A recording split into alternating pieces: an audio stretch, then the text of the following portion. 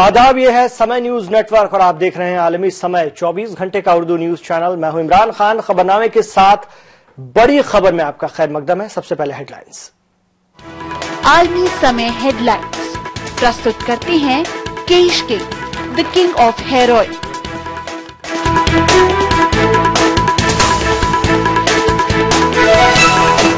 गजेंद्र की मौत मामले पर पुलिस ने खुद को बताया हुकूमत का हिस्सा, कहा हमारी किसी से लड़ाई नहीं। हादसे के वक्त पुलिस के किरदार की भी हो रही है जांच। दिल्ली के सीएम अरविंद केजरीवाल ने हादसे के बावजूद तकरीर जारी रखने पर माफी मांगी। दौसा जाकर पार्टी लीडरान ने भी की मुतासिर कुनबे से मुलाकात। और हुकूमत उत्तर प्रदेश की सभी महकमों को हिदायत, कहा उर्दू का दूसरी सरकारी जबान के तौर पर हो इस्तेमाल। उर्दू में आई दरख्वास्तों पर जरूर हो कार्रवाई। आप देख रहे हैं बड़ी खबर। दिल्ली पुलिस ने कहा है कि गजेंद्र की मौत के मामले में जो भी मुनासिब कार्रवाई मुमकिन है वो की जा रही है। Delhi police commissioner BS Bassi ने यह भी कहा है कि पुलिस की किसी भी सरकारी महकमे से कोई लड़ाई नहीं है और वो कानून के मुताबिक काम करते रहेंगे। हालांकि दिल्ली के सीएम और डिप्टी सीएम से पूछगछ के बारे में बस्सी ने यह भी कहा कि कानून के मुताबिक जो बातें खुफिया रखी जाएंगी उनमें एहतियात बरती जाएगी। पुलिस ने भी वाज़ेह कर दिया है कि इब्तदाई तौर पर यह साफ है कि गजेंद्र सिंह की मौत लटकने की वजह से हुई। ऐसा है जो भी सरकारी महकमों के अंदर में पत्राचार होता है वो एक उसकी कॉन्फिडेंशियलिटी होती है, तो इसलिए मैं इससे ज्यादा कुछ नहीं कहना चाहूंगा। जो भी मुनासिब कार्रवाई हमें करनी है वो की जाएगी। ये तो कॉन्फिडेंशियलिटी तो वो तो ब्रेक कर रहे हैं, बता रहे हैं हर बात नहीं। देखिए, मैं तो अपने बारे में कह सकता हूं कि मैं हर काम जो हम करते हैं वो रूल ऑफ लॉ के तहत करते हैं और जो भी मुनासिब होगा वो किया जाएगा। सर, दिल्ली पुलिस ने कोई LG को कोई लेटर दिया है कि वो सीएम और डिप्टी सीएम से कुछ नहीं करना? देखिए, ऐसा है कि मैं एक सिंपल सी बात कहूंगा, अगर मैंने कोई चिट्ठी दी है या नहीं दी है इस बारे में मैं कोई जानकारी नहीं देना चाहूंगा।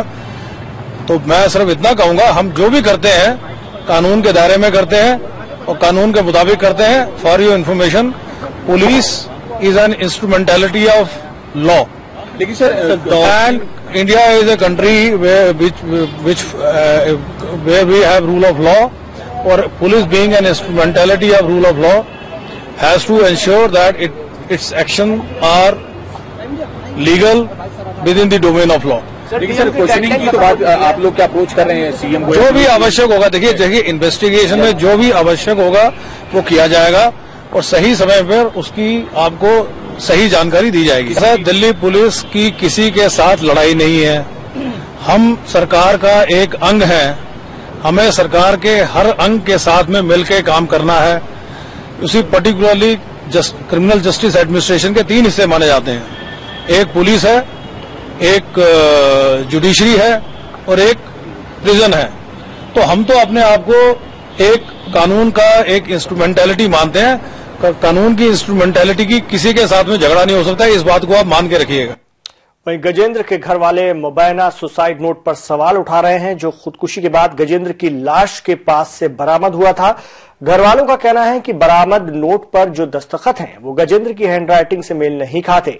समय न्यूज नेटवर्क के हाथ गजेंद्र की लिखी एक डायरी लगी है जिसमें गजेंद्र की असली हैंडराइटिंग है।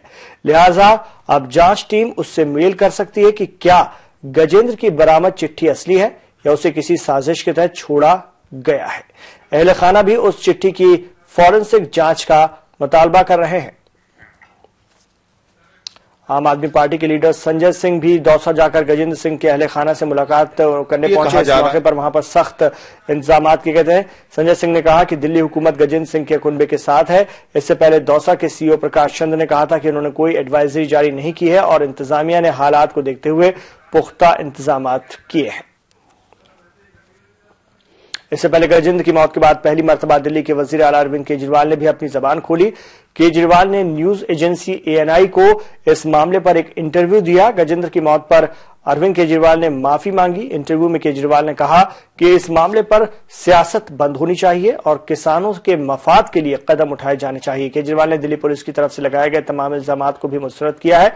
उन्होंने वजाहत पेश करते हुए कहा कि जिस वक्त गजेंद्र को पेड़ से उतारा गया तब वो जिंदा था और उसे आम आदमी पार्टी के कारकुनान अस्पताल लेकर गए। ईमानदारी से मुझे ये लगता है कि शायद उन्होंने भी ये नहीं सोचा होगा कि कोई एक्चुअली शख्स वहां आके आत्महत्या कर लेगा। इस वक्त हमें एक दूसरे के ऊपर आरोप प्रत्यारोप की बजाय हम ये कहें सारी पुलिस वाले खराब हैं, ये भी ठीक नहीं है। वहां पे जितने भी पुलिस वाले थे, अगर उनमें से जरा भी आभास उनको होता कि ऐसा कुछ वो करने की कोशिश कर रहा है, मुझे पूरा यकीन है 80-90% लोग के दिल में दया होती है, कोई ना कोई तो ऊपर चढ़ के उसको बचाने की कोशिश कर। उनको मुझे लगता है जेन्युइनली उन लोगों को ऐसा नहीं लगा होगा। और शायद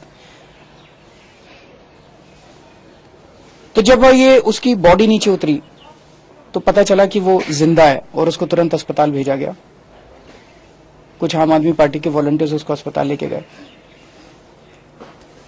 उसके बाद मैंने बोलना शुरू किया और मैंने कहा कि बोलने का बिल्कुल मन नहीं करा, गिलानी आ रही है।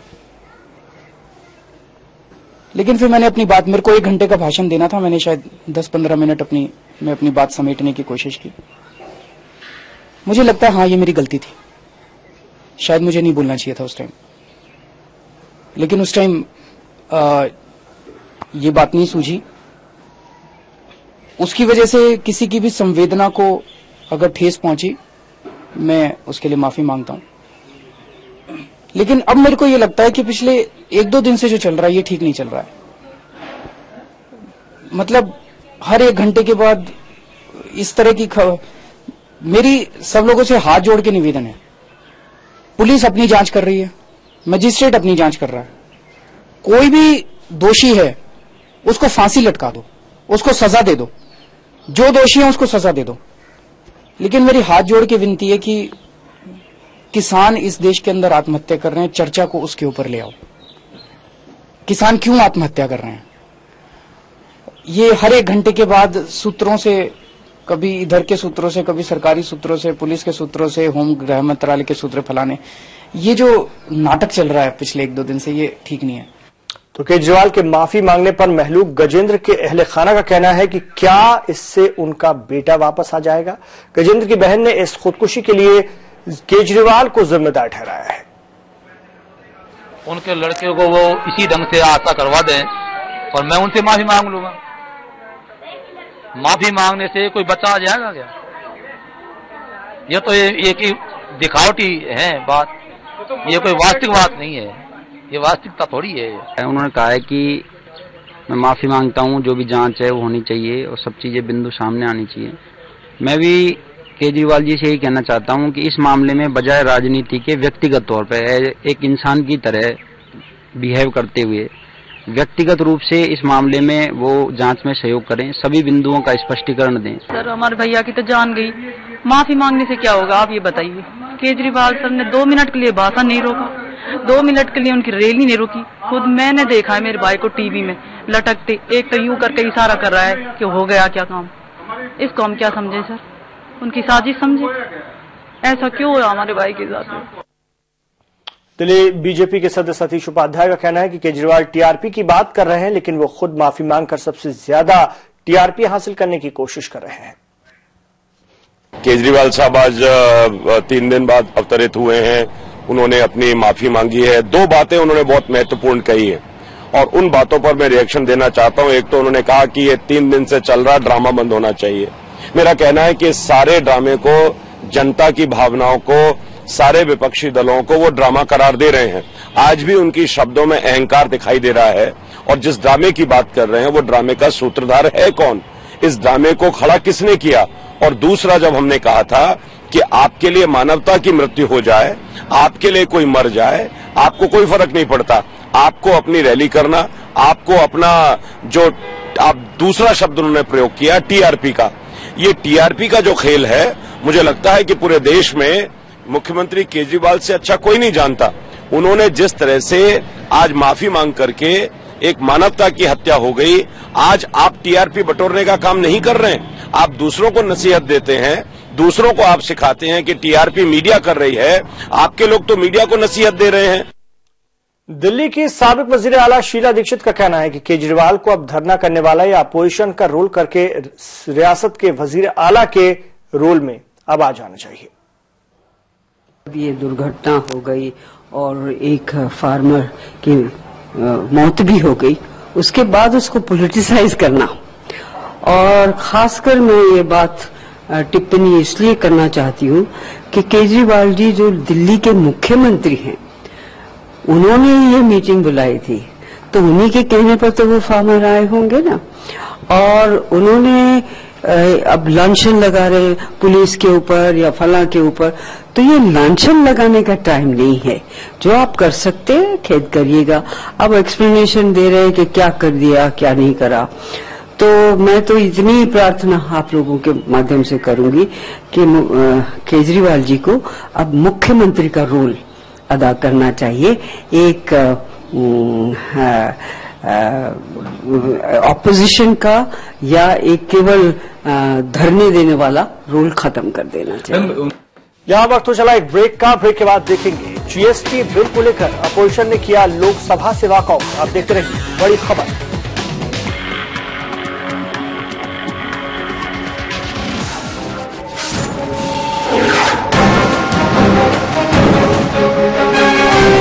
अगर 430 सभा कर रहे हैं नरेंद्र मोदी, तो जाहिर सी बात है वो दिन भर में 4 बार दिखेंगे। मुसलमान पिछड़ा हुआ है तो मुसलमान को रिजर्वेशन देकर उसको आगे लाइए। 4-4, 5-5 मिनिस्ट्रीज आपने एक आदमी को दे रखी।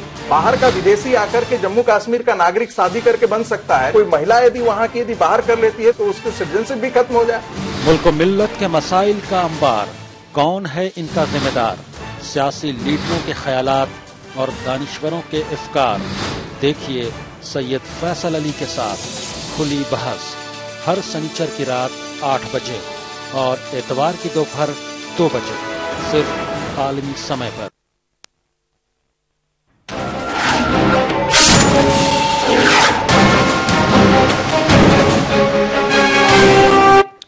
आप देख रहे हैं आलमी समय और हम पेश कर रहे हैं इस वक्त बड़ी खबर। जीएसटी बिल पर कांग्रेस ने सोनिया गांधी की क़यादत में वॉकआउट किया है। सीपीएम ने भी ऐवान में इस इशू पर वॉकआउट किया है। इससे पहले लोकसभा में बहस के लिए जीएसटी बिल रखा गया। इस इशू पर वजीर खजाना ने कहा कि वो बिल पर पार्लियामेंट में बहस और तरमीम के लिए तैयार हैं। उन्होंने कहा कि हुकूमत बिल को जल्द अज जल्द नाफिज करने का इरादा रखती है। उन्होंने कहा कि जीएसटी के जरिए जीडीपी को 2% तक बढ़ाया जा सकता है। दिल्ली के विज्ञान भवन में पंचायती राज इजलास में वजीर आजम नरेंद्र मोदी ने कहा कि गांव के भी ख्वाब बड़े हैं, सिर्फ बजट से हालात नहीं बदलेंगे। गांव गांव में सरकार है और उन्हें इख्तियार देने की जरूरत है। पीएम ने कहा कि गांव में कुछ करने के लिए गांव की सतह पर सोचना होगा। देश में एक ऐसा माहौल बना दिया गया है कि क्यों नहीं होता बजट, हकीकत वो नहीं है। बजट है लेकिन जो काम परिणाम नहीं देते हैं उसकी चिंता हम ज्यादा करने की आवश्यकता है। हमारे गांव में कोई ड्रॉप आउट होता है बच्चा, क्या हमें पीड़ा होती है क्या? हमारा खुद का बच्चा अगर स्कूल छोड़ दे तो हमें दुख होता है, लेकिन अगर हम पंचायत के प्रधान हैं तो गांव का भी कोई बच्चा स्कूल छोड़ दे हमें उतनी ही पीड़ा होनी चाहिए, पूरी पंचायत को दर्द होना चाहिए। अगर ये हम करते हैं, मैं नहीं मानता हूं कि हमारे गांव में कोई अशिक्षित रहेगा। और अगर कोई सरपंच ये तय करके मेरे कार्यकाल में 5 साल में एक भी बच्चा ड्रॉप आउट नहीं होगा, अगर इतना भी कर ले तो मैं कहता हूं उस सरपंच ने एक पीढ़ी की सेवा कर करके जा रहा है, ऐसा मैं मानता। मरकजी वजीर दाखिला राजनाथ सिंह बिहार में तूफान से मुतासर इलाकों के दौरे पर हैं। राजनाथ सिंह के साथ बिहार के वजीर आला नीतीश कुमार भी मुतासर इलाके का दौरा करके लोगों की परेशानियों से रूबरू हुए। दोनों लीडरान ने पूर्णिया और मधेपुरा जिलों के तूफान मुतासर इलाकों का हवाई सर्वे करके नुकसान का जायजा लिया। हवाई सर्वे के बाद वजीर दाखिला राजनाथ सिंह ने कहा कि तूफान के बाद नीतीश कुमार ने हालात से निपटने में अच्छा काम किया है। मकई की फसल बर्बाद हुई है, इसके अतिरिक्त अन्य भी फसलें बर्बाद हुई है। वहीं पर आम की फसल को भी बहुत बड़ी क्षति हुई है। मुझे ये जानकारी दी गई, इस बार तो आम की फसल बहुत ही अच्छी थी, लेकिन अब कुछ शेष नहीं बचा है। भारी संख्या में मकानों को भी क्षति पहुंची है, जनधन की भी क्षति हुई है, पशुधन की भी क्षति हुई है, फसलों की भी क्षति हुई है। तो यहाँ आने पर मुझे यह जानकारी प्राप्त हुई कि मुख्यमंत्री जी ने, नीतीश कुमार जी ने फौरी तौर पर कुछ राहत लोगों तक पहुंचाई है।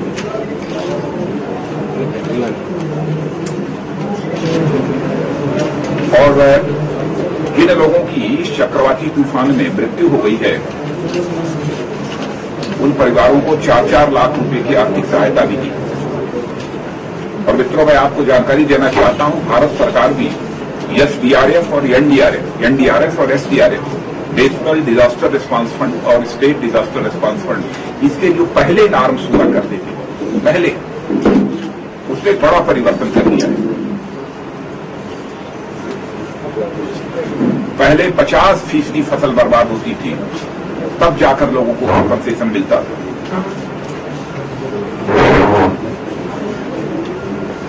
लेकिन हम लोगों ने उसको हटाकर के अब 90% की फसल बर्बाद होती है, तब भी उस किसान को पूरा कंपनसेशन मिलेगा। और पहले जितना कंपनसेशन मिलता था उसका 1.5 गुना मिलेगा। केंद्र सरकार को धन्यवाद देता हूं, माननीय प्रधानमंत्री जी को, माननीय गृह मंत्री जी को, और इन्होंने समय निकाला और कृषि मंत्री जी और संचार मंत्री जी के साथ यहाँ आए, अधिकारियों के साथ आए और आज सब जगह देखा।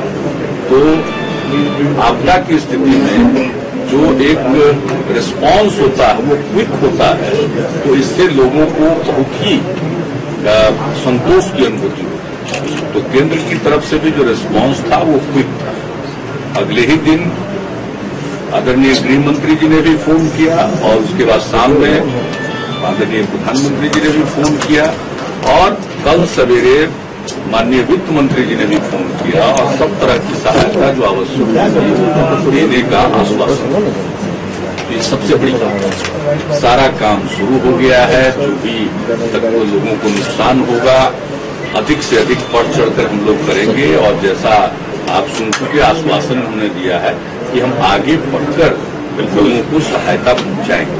तो सब लोगों को सहायता मिलनी शुरू हो गई है और इसमें तेजी आ जाएगी। बिहार में एक बार फिर से बड़ा तूफान आने का इम्कान है। महकमा मौसमियात के मुताबिक बिहार में 25 और 26 अप्रैल को आंधी, तूफान और शदीद बारिश हो सकती है।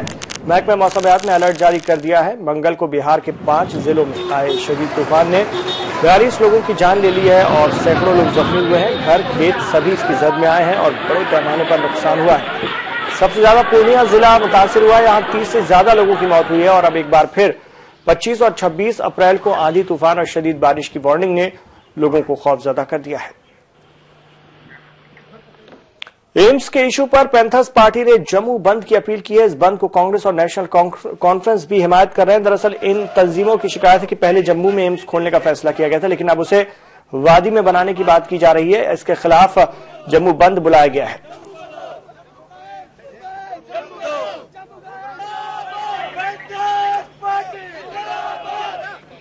वक्त है यहां पर एक ब्रेक का। ब्रेक के बाद देखेंगे यूपी में उर्दू को दूसरी जबान का दर्जा मिलने पर उर्दूदां ने इसका किया इस्तकबाल। आप देखते रहिए बड़ी खबर।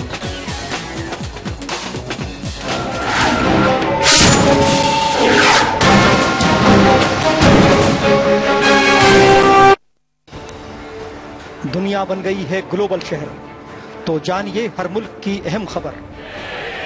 हलचल पड़ोसी मुल्क की या 7 समंदर पार की,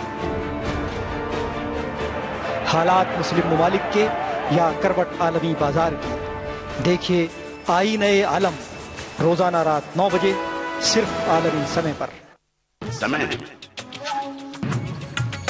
समय परिवर्तन है, समय संजीवनी है, समय मनुष्य है, वर्तमान है, भविष्य है। मासूम ममता की मीठी सी झपकी है। समय सभी का है, समय तुम्हारा है, हम समय, ये समय हमारा है। रहिए समय के साथ।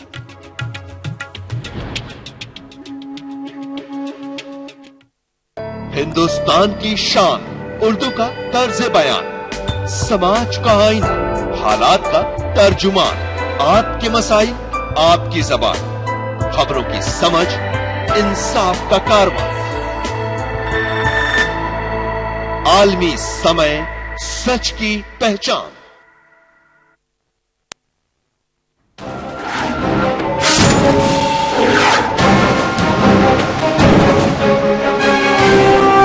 आप देख रहे हैं आलमी समय और हम पेश कर रहे हैं बड़ी खबर। ब्रेक के बाद आपका खैर मकदम है। हुकूमत उत्तर प्रदेश ने उर्दू जबान को फरोग देने की जानिब एक बड़ा कदम उठाया है। वजीर आला अखिलेश यादव ने इसको लेकर के सभी सरकारी महकमों को हिदायत दी है कि अब वो उर्दू को दूसरी सरकारी जबान के तौर पर इस्तेमाल करें और उर्दू में आने वाले सभी दरखास्तों पर उसी तरह कार्रवाई करना यकीनी बनाएं जिस तरह दीगर जबानों में होता है। वाज़ेह है कि इससे पहले भी मुलायम सिंह यादव ने रियासत के वजीर आला रहते हुए उर्दू के हवाले से तमाम सरकारी दफातर में उर्दू नेम प्लेट लिखने का फरमान जारी किया था, लेकिन उसमें भी बहुत सी खामियां पाई गई थी। इस खबर का इस्तकबाल करते हैं कि उर्दू को दूसरी सरकारी जबान का दर्जा दे दिया गया है और हमारी हुकूमत के प्रिंसिपल सेक्रेटरी शैलेश कृष्ण जी ने हमारे सारे कमिश्नर्स को और डीएम्स को और यही नहीं कि उनको वो खबर दी, बल्कि गाहे बगाहे वो जियो जारी करके इस बात को हमारे यहाँ ताज़ा रखते रहे कि उर्दू को दूसरी सरकारी जबान का दर्जा मिलना चाहिए। बिलाशुबहा सुप्रीम कोर्ट में भी हमें इस तरह की कामयाबी न मिलती अगर हमारी हुकूमत की मुस्बत पैरवी नहीं होती। 94 में इन्हीं मुलायम सिंह साहब, इनके आजकल बेटे साहब वजीर आला, इनकी गवर्नमेंट थी, तो करीब 5000 उर्दू ट्रांसलेटर्स अपॉइंट किए गए थे। उनमें बहुते रिटायर हो गए, बहुते मर गए और सब प्रमोट कर दिए गए। आज तक किसी एक जगह को पूरा नहीं किया गया है। तो हमारे साथ फोन लाइन पर जुड़ गए हैं यूपी के साबिक वजीर तालीम और आरएलडी के तर्जुमान डॉक्टर मसूद अहमद साहब। उनसे बात करेंगे इस मौजू पर। मसूद अहमद साहब, यूपी के वजीर आला के इस फरमान को आप किस तरह से देखते हैं और क्या वाकई इससे उर्दू का भला उत्तर प्रदेश में होगा, क्योंकि इससे पहले भी बहुत सी कोशिशें उत्तर प्रदेश में समाजवादी पार्टी के दौरे इख्तिदार में कम से कम होती रही हैं। ऐसा है कि अगर ऐसा हो जाए तो हमका इस्तकबाल करेंगे जी। उर्दू दूसरी सरकारी जबान कोई नई बात नहीं है जी, ये बहुत अरसे पहले से है, लेकिन इसके तय कोई काम नहीं किया जा रहा, लोगों की नीयत साफ है। बिल्कुल, यही हम आपसे जानना चाह रहे हैं कि क्या इस फरमान के बाद ये उम्मीद की जाए कि अगर हम देखें सरकारी लेवल पर ये काम और ज्यादा बेहतर तरीके से अब हो पाएगा? ऐसा है कि मैं 1993 में जो सपा बसपा की ज्वाइंट सरकार थी उसमें मैं मंत्री था जी, और मैंने पूरे उत्तर प्रदेश का सर्वे कराया था कि उर्दू पढ़ने वालों की और उर्दू पढ़ने वालों के लिए जो है कितने उर्दू टीचर्स की जरूरत है जी। तो उस सर्वे में 65,000 उर्दू टीचर्स की जरूरत थी और उर्दू ट्रांसलेटर्स की। इसके लिए मैंने अदीब कामिल फाजिल मौलवी मौलाना मुंसिल और मुअल्लिम की डिग्री को बीटीसी के बराबर किया था। High school inter BA MA और बीटीसी के बराबर किया था। अब मेरे हटने तक 1993 में जियो हुआ और मेरे हटने तक मेरे रहते हुए जो भर्तियां हुई मेरे हटने के बाद कोई भर्ती नहीं हुई जी। और आपको हैरानी होगी कि उर्दू सरकारी दूसरी सरकारी जबान, ये जो उर्दू लिखने का जो तरीका है जी, जैसे आप देखेंगे जिला कार्यालय, जिला डीएम के यहाँ लिखा हुआ जो नेम प्लेट है आप यही से नियत का अंदाजा लगा सकते हैं कि मुख्यमंत्री जी जब मुलायम सिंह यादव जी मुख्यमंत्री थे तो उनके रेजिडेंस के बाद जो नेम प्लेट लगी थी तो उस पर वजीर आला के बजाय मुख्यमंत्री उर्दू में कार्यालय जी और जिला मुख्यालय। तो ऐसे तो उर्दू की तरक्की नहीं होगी। उर्दू ट्रांसलेटर्स की भी नियुक्ति हुई थी जी, मैंने किया था, लेकिन मेरे हटने के बाद इन डिग्रियों का कबाड़ा बजा दिया इन लोगों ने और मेरे ख्याल से सपा बसपा की ही सरकार रही। उसके बाद से मैक्सिमम बीजेपी के बारे में न सोच सकते हैं ना उसके ऊपर कोई आरोप लगा सकते हैं। जी बिल्कुल, लेकिन हम आपसे जानना चाह रहे हैं कि इस तरह के हुक्म दे देना ये तो पहले से ही है यूपी में सेकंड लैंग्वेज उर्दू, लेकिन उसको लेकर के जमीन पर आप कह रहे हैं कि काम नहीं होता है, सिर्फ ये एक लोगों के बीच में अपने आप को बेहतर दिखाने के लिए और उर्दू का खैरख्वाह दिखाने की कोशिश होती है बस। जी तो मैंने पहले ही कह दिया कि अगर लोगों की नीयत साफ होती तो वजीर मुख्यमंत्री के बजाय वजीर आला न लिखा जाता जी जी, मंत्री की जगह वजीर न लिखा जाता। नहीं तो क्या होना चाहिए तरीका, आपसे ही जानना चाह रहे हैं कि अगर ये हुक्म दोबारा से दिया गया तो अब आपको क्या लगता है जमीन पर क्या काम होना चाहिए? ऐसा है 2 साल बाद इलेक्शन है जी, 1 साल तक ये सब चलता रहेगा। मुसलमान दुखी है, मुसलमान और उलमा तबका भी दुखी है जी, सब दुखी है और इलेक्शन आ रहा है, हालात को तब्दील करने के लिए ये सब घोषणाएं हो रही है। घोषणाएं तो यूपी में रोज हो रही हैं, केंद्र में भी हो रही, यूपी में भी हो रही हैं। लेकिन जब तक घोषणाओं पर ईमानदारी से अमल नहीं किया जाएगा तब तक कुछ होने वाला नहीं है। पहले नीयत साफ होनी चाहिए, नीयत साफ होगी तब तो नीत काम आएगी। और अगर नीयत ही साफ नहीं है और सिर्फ वोट बैंक की तरह इस्तेमाल करना है इन सबको, इन जबानों को, वरना हाँ मैं समझ रहा हूँ कि उर्दू इतने प्रयास के बावजूद भी, उर्दू दूसरी सरकारी जबान पहले से है, इतने प्रयास के बावजूद भी उर्दू कमजोर होती गई, कमजोर होती चली जा रही है। और मेरे ख्याल से चलो पैरवी करने वाले कर रहे हैं, लेकिन उसके साथ उर्दू के साथ अब तक सौतेला व्यवहार होता रहा है जी। चलो ठीक है, अगर नीत खुली है और हमारे प्रदेश के वजीर आला कुछ करना चाहते तो उसका इस्तेमाल करेंगे, उसका इस्तेमाल किया जाना चाहिए, लेकिन जमीन पर काम होना चाहिए। आपका बहुत बहुत शुक्रिया। ये थे यूपी के साबिक वजीर तालीम मसूद अहमद साहब। वक्त के हमारे पास कमी है, बता रहे हैं कि ये सिर्फ एक फरमान होकर रह जाता है, इसके लिए काम जिस तरह का होना चाहिए वो नहीं हो पाता है। लेकिन एक फिर कोशिश हुई है, उर्दू को एक बार फिर उत्तर प्रदेश की दूसरी अहम जबान बनाने के लिए वापस हुक्म दिया गया है और उस पर सख्ती से अमल करने की बात भी कही गई है वजीर आला की तरफ से। आइए एक बार हम रुख करते हैं बड़ी खबर की सुर्खियों का। आलमी समय हेडलाइंस प्रस्तुत करते हैं Kesh king, the king of hair oil.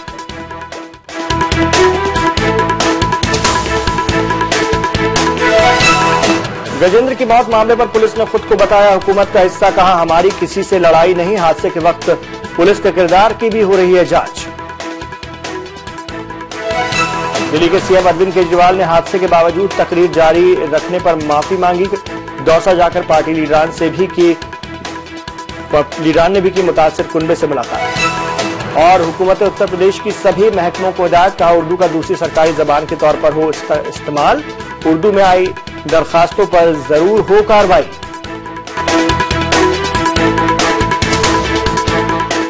तो नाज़रीन, बड़ी खबर में फिलहाल इतना ही। आप आलमी समय को इंटरनेट पर देखने के लिए लॉग ऑन कर सकते हैं समयlive.com।